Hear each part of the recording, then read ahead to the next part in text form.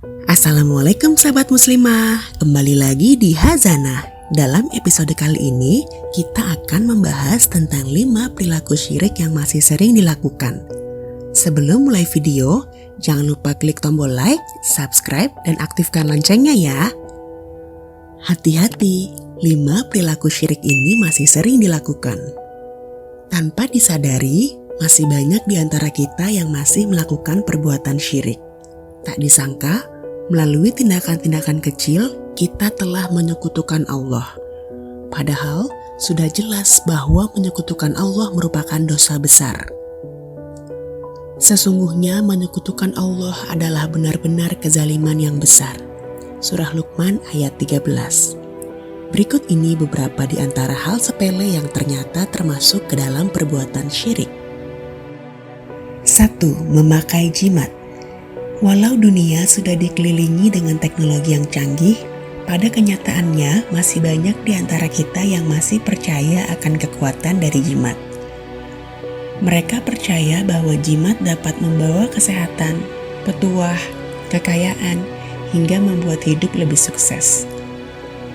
Padahal hal tersebut merupakan salah satu dari perilaku syirik lantaran percaya terhadap adanya kekuatan lain selain kekuatan Allah. Rasulullah melarang siapapun memakai jimat karena hanya akan membuat orang tersebut lebih lemah dan celaka hingga akhir hayat. Rasulullah SAW pernah melihat seseorang yang memakai gelang kuningan di tangannya. Lalu ditanya, "Apa ini?" Orang itu menjawab, "Penangkal sakit." Kemudian Rasulullah menasihati, "Lepaskanlah karena dia hanya akan menambah kelemahan pada dirimu. Jika kamu mati sedang gelang itu masih ada pada tubuhmu, maka kamu tidak akan beruntung selama-lamanya." Hadis riwayat Ahmad. 2. Percaya zodiak. Ramalan mengenai zodiak biasanya muncul hampir tiap minggu hingga bulan.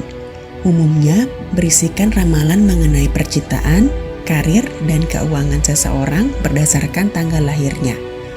Tak heran bila akhirnya orang tertarik untuk membacanya.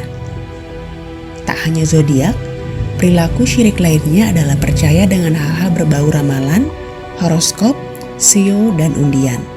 Dalam Islam sudah jelas hal ini dilarang dan sebaiknya dihindari. Barang siapa yang mendatangi dukun atau tukang ramal, lalu ia membenarkannya, maka ia berarti telah kufur kepada Al-Quran yang telah diturunkan pada Muhammad. Hadis riwayat Ahmad.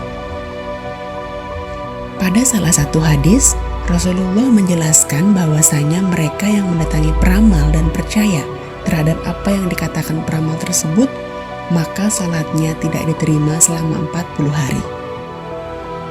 Barang siapa yang datang kepada tukang ramal, kemudian percaya apa yang dikatakannya, maka salatnya tidak diterima selama 40 hari. 3. Meminta bantuan jin.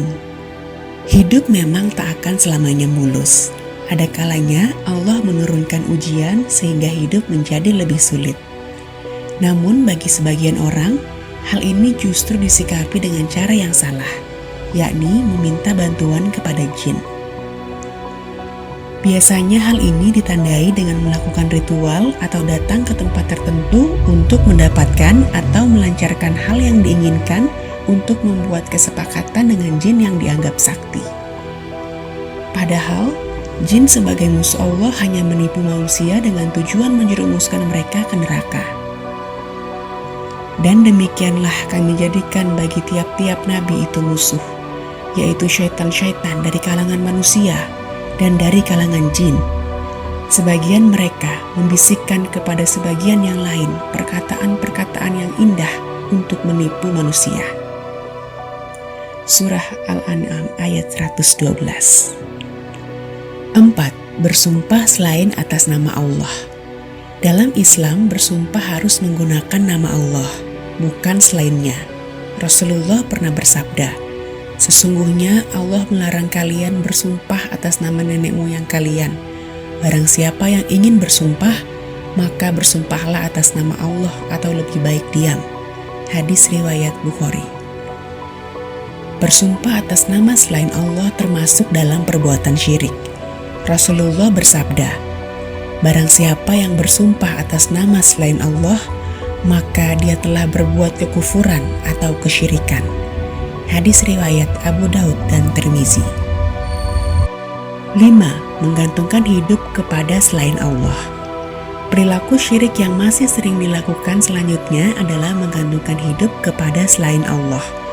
Masih banyak di antara kita yang menganggap bahwa hidup tak ada artinya tanpa harta, kedudukan, seseorang, ataupun teknologi. Ketergantungan yang berlebihan tersebut dapat merusak akidah. Allah berfirman, "Katakanlah Muhammad, Dialah Allah yang Maha Esa. Allah tempat meminta segala sesuatu. Allah tidak beranak dan tidak pula diperanakan. Dan tidak ada sesuatu yang setara dengan Dia." Surah Al-Ikhlas ayat 1-4. Wallahu alam. Sekian episode Khazanah kali ini. Jangan lupa like, komen, dan subscribe ya. Wassalamualaikum warahmatullahi wabarakatuh.